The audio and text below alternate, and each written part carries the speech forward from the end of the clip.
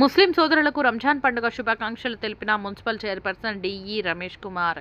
హిందూపురం పురపాలక సంఘం పరిధిలో ఆల్ హిలాల్ ఈద్ దర్గా మరియు రహమత్పురం ఈద్గా నందు ముస్లిం సోదరులు నిర్వహించిన ప్రత్యేక ప్రార్థనలలో పాల్గొన్న municipal chairperson DE Ramesh Kumar. ఈ సందర్భంగా మున్సిపల్ చైర్పర్సన్ మాట్లాడుతూ, నెల రోజుల పాటు కఠిన ఉపవాస దీక్షలు చేస్తూ ఖురాన్ పఠనం ప్రార్థనలతో ఈ రంజాన్ మాసం పూర్తి చేసుకున్న ముస్లిం సోదరులందరికీ రంజాన్ పండుగ శుభాకాంక్షలు తెలిపారు.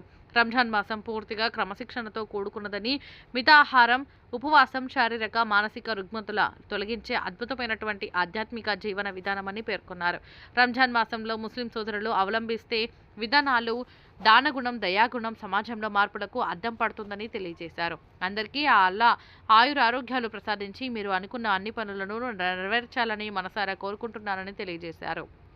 ఈ కార్యక్రమంలో టీడీపీ సత్యసాయి జిల్లా అధ్యక్షుడు కొల్లకుంట అంజనప్ప, మాజీ టీడీపీ పట్టణ అధ్యక్షుడు అమర్నాథ్, లీగల్ సెల్ జిల్లా అధ్యక్షుడు శివశంకర్, టీడీపీ నాయకులు మరియు ముస్లిం మత పెద్దలు పాల్గొన్నారు.